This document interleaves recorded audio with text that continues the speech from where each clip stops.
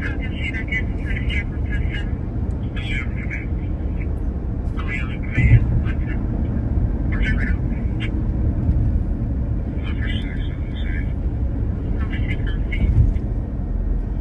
like we're kind of out of luck there. I have made it up to the Pilot. Used to be known as Ferris Truck Stop. I think it still sort of is.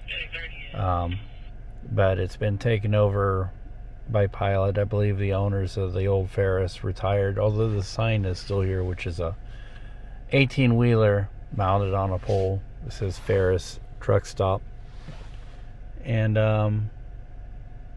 I came up here. I got them turning the trucks around and getting them out of the all of I-29, southbound I-29 is closed. So I'm going to go around to the east side. I believe I've gotten as much as I can. You know, I did a drive-by video, and then got some video of the trucks being turned around. And hopefully there will be some information about it that the producers can call on and get. And in the meantime, I'll use the facilities here and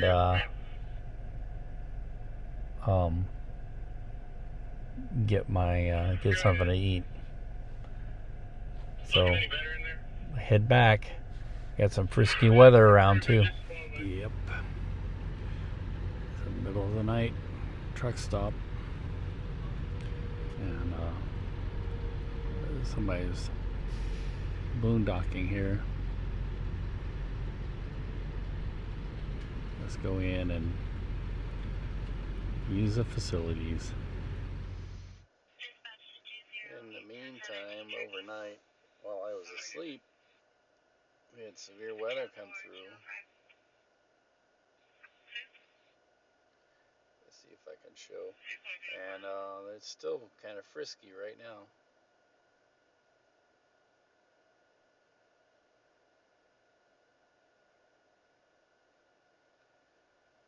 It came along the west side of the metro area, although all the metro got rained on.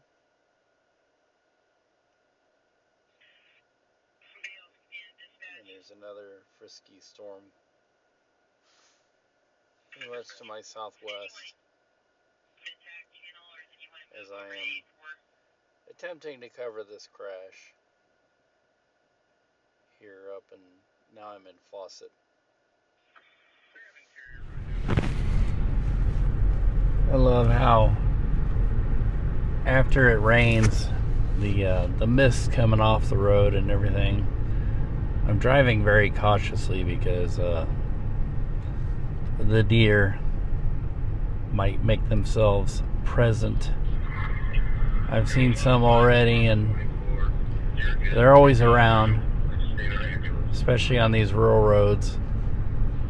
And you may not see them until it's too late, so I'm keeping an eye open. But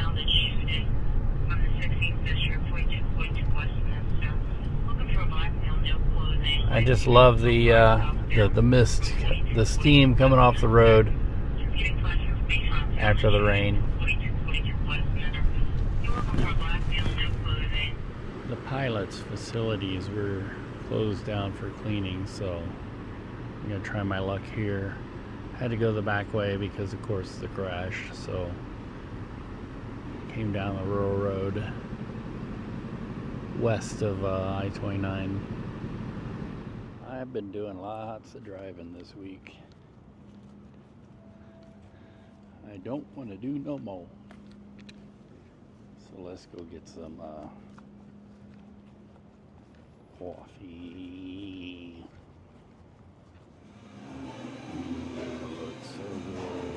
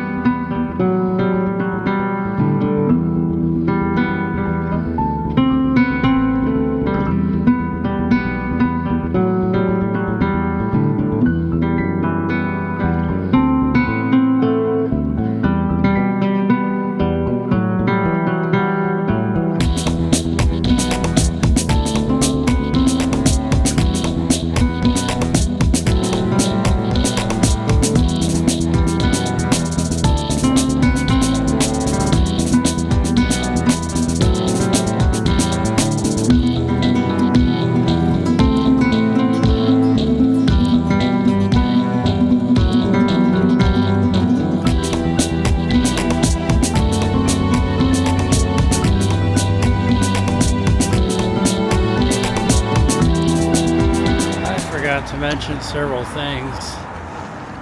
The accident turned out to be an injury accident. Minor injuries. I thought it was a fatality because I heard that on the scanner, but I don't know if I heard it wrong or if whoever said it wrong. And for a live shot, I was live in the station, which is good after all the driving I've been doing lately. The weather is too hot for the dogs. My arm hurts. Wah. But it's not too hot for me, so the exercise is good for me. And that's what I'm gonna do. Especially when you got these shady places.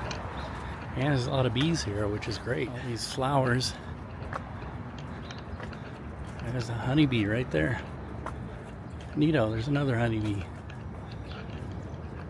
Love it. Here's the old building. Used to spend a lot of time here before it got sold. You know, nothing lasts forever.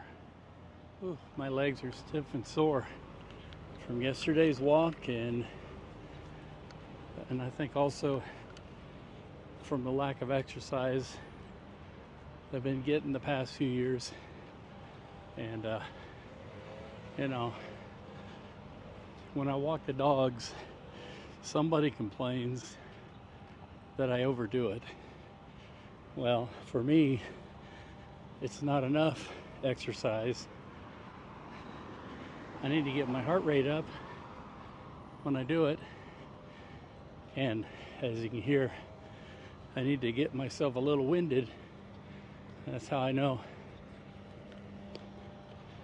it's effective. But I shouldn't be this winded so soon. So I got to keep these walks up, I guess. I need them. This tire flattening steel plate is still here.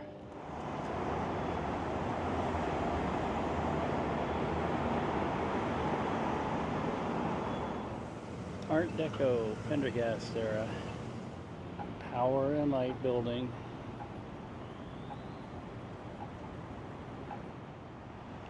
And I love the marquee of the drum room and the hotel president.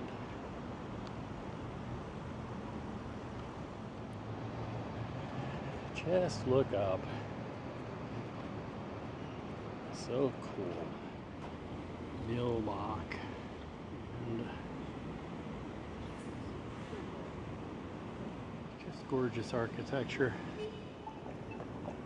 Midland Theater. More Pendergast era construction. Man, I tell you, Pendergast really changed the skyline of the city in the 30s and 40s. Well, not the 40s, he was gone by then, but 1930s. They put Pendergast in jail for, officially it was for gambling. He had a lot of gambling debts and they got him for it, but I think gambling tax evasion. They got a lot of people like that back then for that. Don't ask me what I think they really wanted him for. The backside of the president, and actually that's kind of the front of the Power and Light building, which this whole district is named after. This theater in 1980, I remember, was completely abandoned and endangered, and no windows inside it, very derelict. And pretty much up until recent history, it's just been restored probably in the past. I know it's less than 20 years.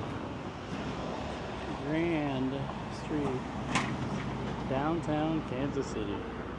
I always come and pay my respects at this landmark.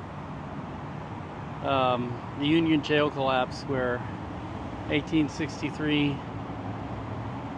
a lot of relatives were rounded up of the pro-Confederate forces and put in a kind of a rinky-dink building, which collapsed on them and injured and killed a few of them, which was the excuse that the pro-Confederate forces, the guerrilla forces, went and raided and sacked Lawrence and killed a bunch of people there. And then in response to that, everything in the west part of Missouri was forcibly evacuated and burned to the ground. If you couldn't prove you were pro-union, you were either shot or all your property taken and burned. People tend to ignore and turn their backs on that kind of history, which is why we're doomed to repeat it, unfortunately. I love the mid-century modern architecture, and that's a mid-century modern furniture store.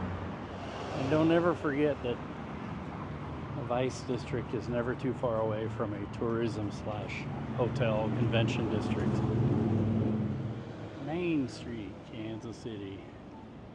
And there's the old TWA building. This is the old TWA World Headquarters.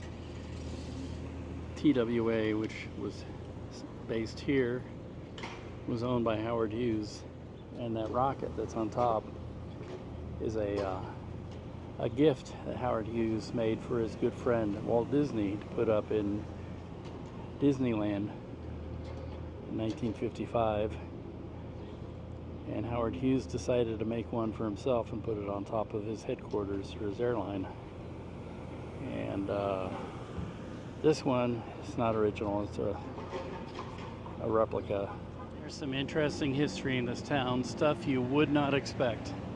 There's one of my favorite places, and right next door, here at 19th and Baltimore, is the old city jail that used to serve the busy train station, Union Station. And a history that you would not expect is that Ernest Hemingway used to come here when he worked for the Kansas City Star. And I guess he would ask the jailer to give him access to the cells, and he'd go in and interview the inmates and get story ideas from them. And I believe this was pre-World War I, because he went overseas in World War I, but I don't know. I have to look up my history, which I'm too lazy to do right now. And the building has been remodeled and it's being used for, I think there's a theater inside it now, among other things.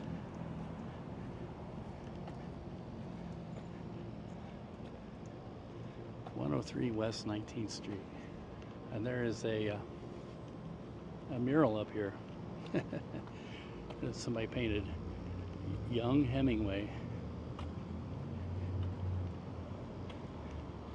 and he's looking very like he really wants to go at it, a go-getter. Might be interesting to read some of those stories from back then, because the jail was kind of a place where a lot of vagrants would be placed. You know, this being the original transportation hub of the city. One of the reasons why this area here is called the Crossroads. It's just to the south of here, in that direction, is Union Station. And at that time, that's how people got around everywhere.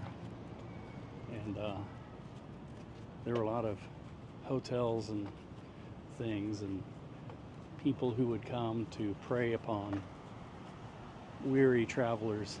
Nothing has changed. It's the same way today. My dad remembers coming to Kansas City in the 50s. He's way to, I believe, from basic training to tech school. And he doesn't have fond memories of Kansas City back then. It was a rough town. As a matter of fact, he got mugged, robbed of his wallet. And, mugged isn't violently mugged, because he couldn't afford anything, so he stayed in this area here. And people really weren't nice back then.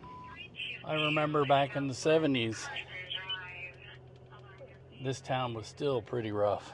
Matter of fact, you did not want to go downtown at all at night. Downtown was on its last legs of a long, slow decline. And the people that hung out downtown were, I don't know, they were a rough crowd. Drug addicts, alcoholics, pimps, prostitutes, muggers, you name it. And it didn't really start to bounce back till the 1980s, when the worst part of downtown, which used to be the best part of downtown, Quality Hill, started being redeveloped. But even today, there are parts of Quality Hill that are just still, there's still a big drug park on the west side, and a lot of, yeah, some things never change. And the crossroads in the past 20 years have been redeveloped, 24 years now. And this was a really rough area in the 70s. It used to be where you could go find a car, buy a new car or a used car, or buy anything to do with cars, transportation. Another reason for the name Crossroads. And before that, this was the area where they had all the stables and stuff, because people would not want to stay where their horses stayed. And so, interesting history in this town. And it's a shame that we in America don't respect our history, or any history, and it shows. Well, I think it's time to head on home.